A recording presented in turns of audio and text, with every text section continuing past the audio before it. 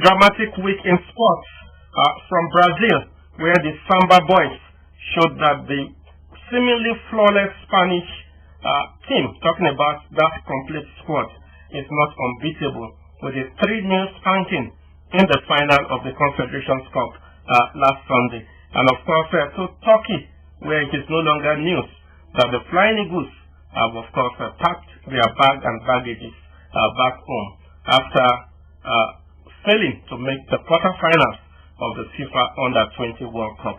It is on this note that we welcome you to Hotsports this week. There's, of course, so much to serve you when it comes to sports and entertainment on Hotsports this Saturday. I'm tired of your lies, sick of your lies. This life has done so good, I'm gone. I'm moving to the other side. What's up with you?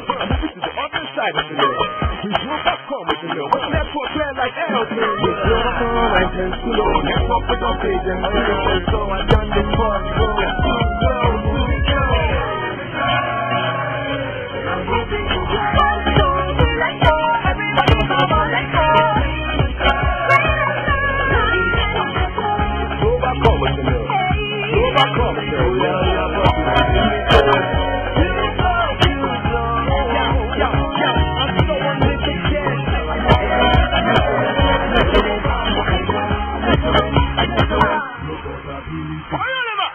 Move to greener pastures. Grow Unlimited.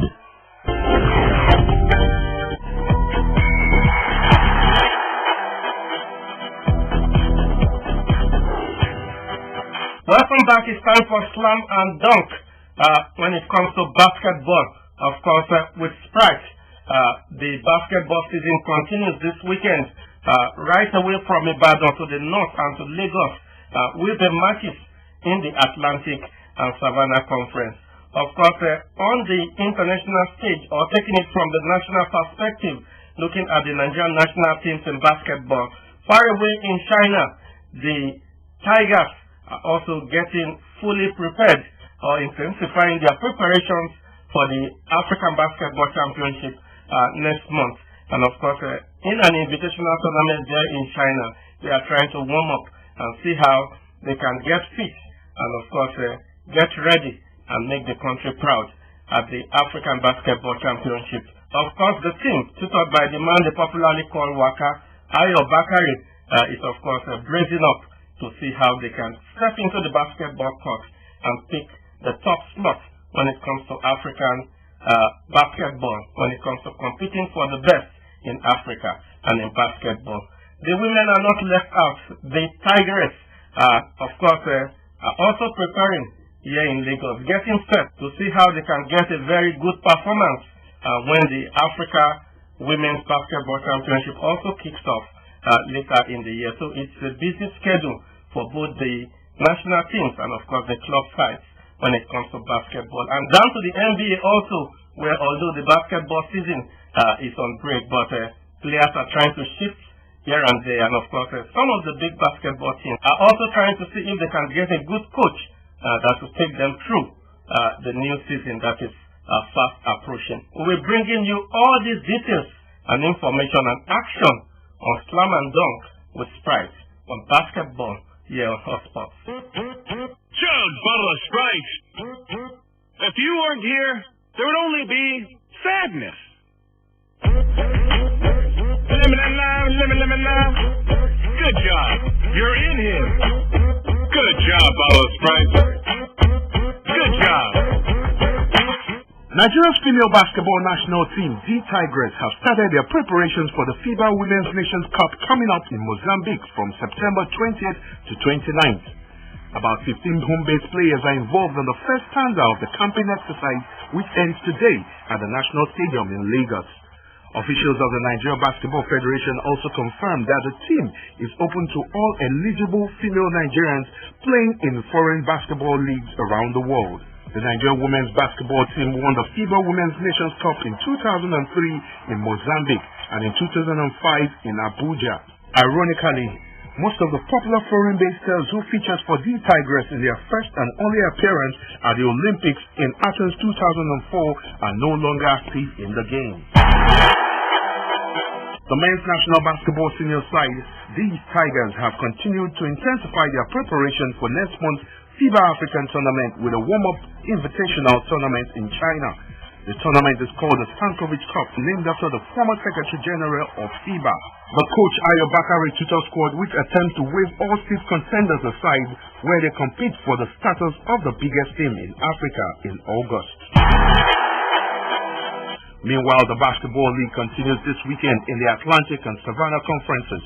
In the Atlantic Conference, Ebu Comets played the Dan Warriors, Lagos Islanders versus Customs, Oluyole Warriors versus Union Bank in Ibadan.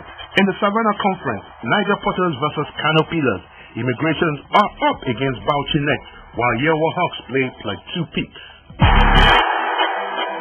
The Boston Celtics hired 36-year-old Brad Stevens from Butler as their Nets head coach on Wednesday. A source close to the Celtics confirmed that Stevens' deal is for 6 years and $22 million. The move turns the tradition-bound franchise over to a mentor who's younger than Garnett and wasn't yet born when Bill Russell won his 11th NBA championship in 1969, or even when John Havlicek added 2 more in the 1970s. It's the first time the Celtics have hired a college coach since Rick Pitino in 1997, and their first coach with no NBA experience of any kind since Alvin Dougie Julian gave way to Red Auerbach in 1950. Stevens had spent the past 6 years coaching Butler, leading the Bulldogs to back-to-back national championship games in 2010 and 11. He has a career-winning percentage of .772 and never won fewer than 22 games in a season. Chug, bottle of Sprite. If you weren't here, there would only be sadness.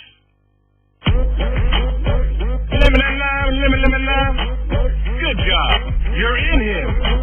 Good job, bottle of Sprite. Good job. Well, we'll be bringing you plenty of details every week when it comes to Slam and Dunk here on basketball. Sponsored by Sprite, of course, where we'll be bringing you all the information you need about basketball here in Nigeria, talking about the leagues and also international basketball, talking about the NBA when the new season fully kicks off. And that is how far we can go on Slam and Dunk with Sprite this week on basketball. We're bringing you plenty of visuals and details next week. Well, to the main issue on Hotsports, and we are still tracking the Flying Eagles of Nigeria, and that's exit from the FIFA Under-20 World Cup in Turkey. We try to do a post-mortem of what has happened to the team and how we can move forward. And on the program today, we are asking, should a player who has featured in any of the age group cadre on the continental and international stage be allowed to represent Nigeria again in any age group competition? That is the issue we are addressing on Hotsports this week. Only one man staying back for Nigeria. They have to get a header on the end of this. Ajigun delivers. It's not a great delivery. Didn't get any height on the ball as the full-time whistle goes. And 2 goals from Nicolas Lopez have put Uruguay into the last 8. It's tough on Nigeria, who played their part in a thoroughly entertaining last 16 games. But the penalty from Nicolas Lopez after he'd initially put Uruguay in front. Good performance. John Abu will be quick to praise the efforts of his side, but they just came up short in the end, and Nigeria exit the competition. And to trash the main issue this week, with Biola Kasim and Chuka Izweguna.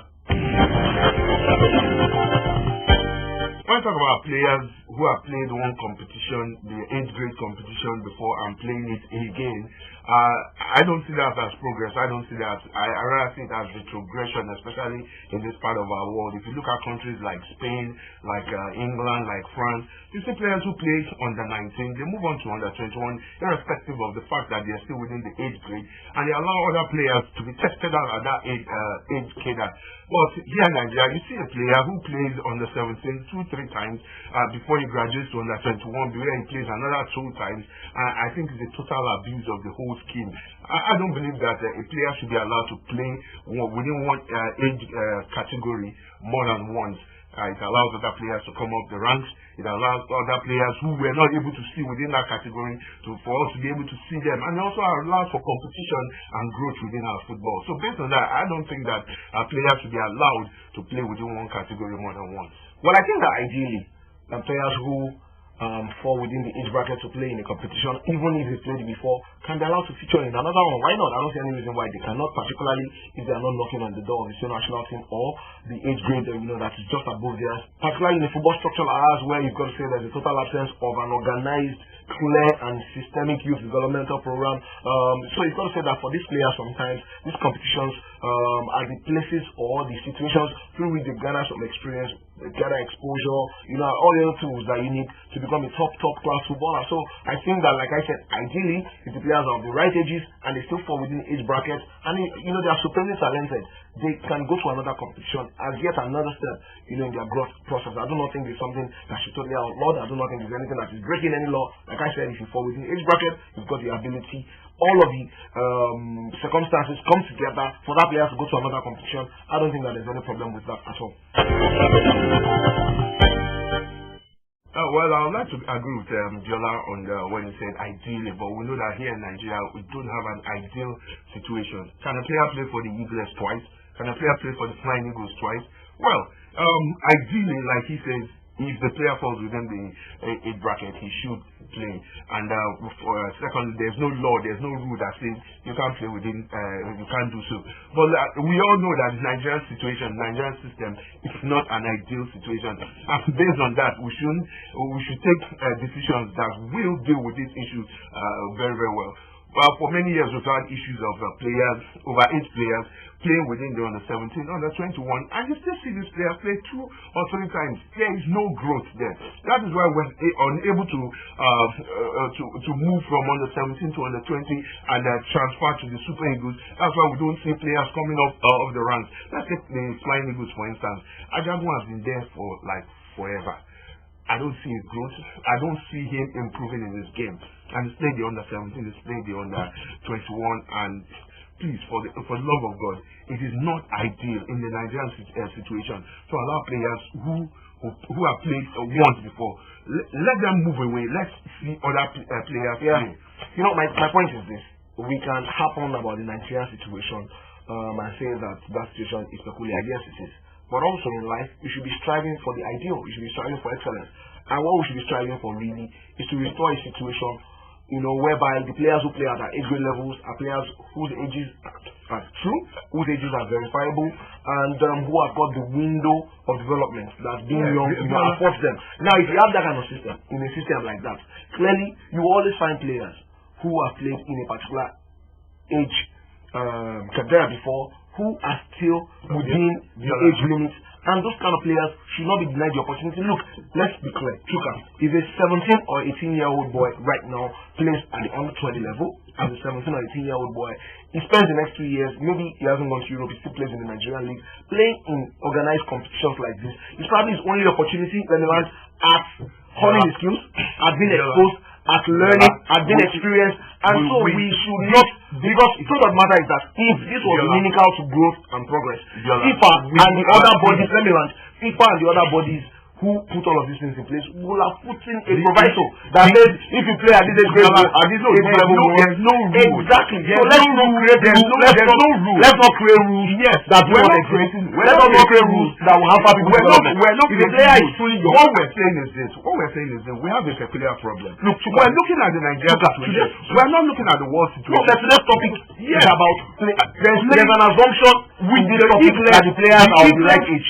With Eagles and Flying Eagles in particular. But over the years, we've not seen these Eagles, these Flying Eagles transform creditably to the Super Eagles. Very few, 1 or 2 of them will see, and most times they make a big jump. That's how it is. Honestly, I'll tell you what, all over the world. I quite agree with you, and that's why when they play a few years, they're out of the scene. But like a lot of other players all across the world. Yeah, that's the truth. Quite agree. But when you look at teams like Spain, England, you see players who, when they say they played under 17, they're around for 10 years.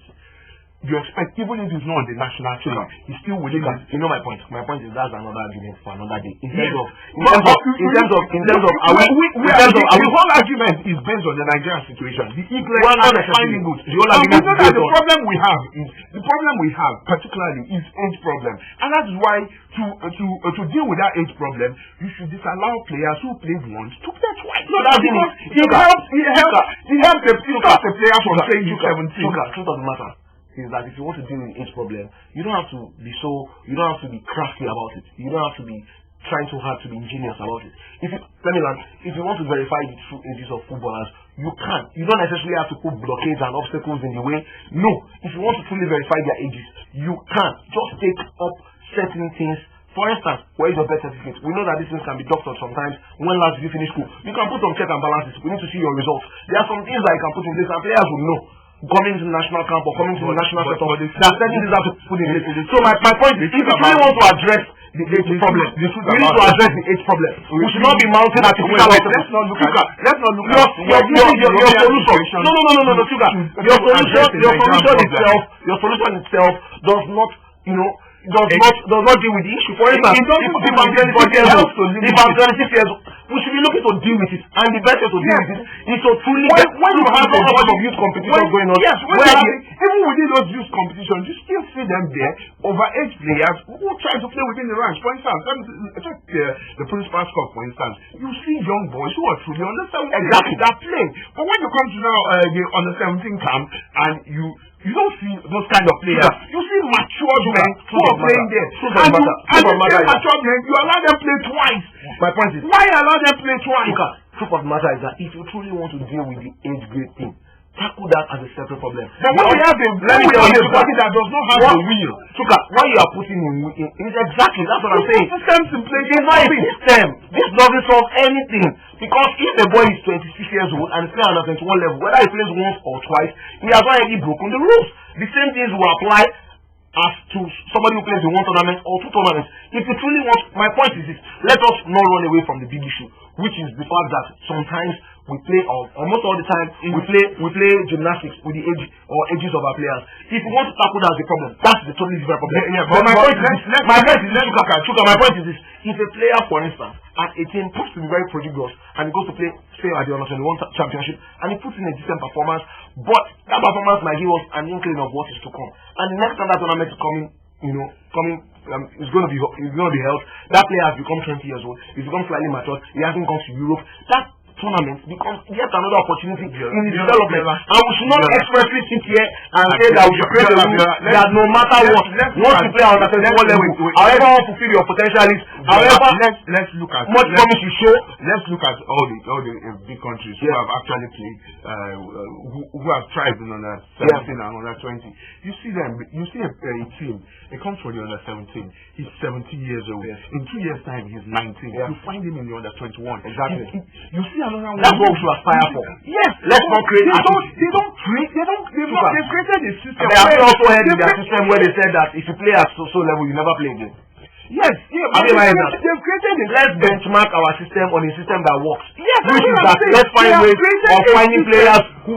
Yes, so we need a system that allows for players to grow. Thank you. That if you that's what we should do. You automatically transform to the under 21, even though you are still within the age of under 20. A clear example is this Euro 2013 that just ended under 20s. We saw the Spanish team bring one team, and we see them bring a totally different team to the under 21. Like in well. Yes, and you see there's growth. Yeah. You see players being thrown up, plenty of competition.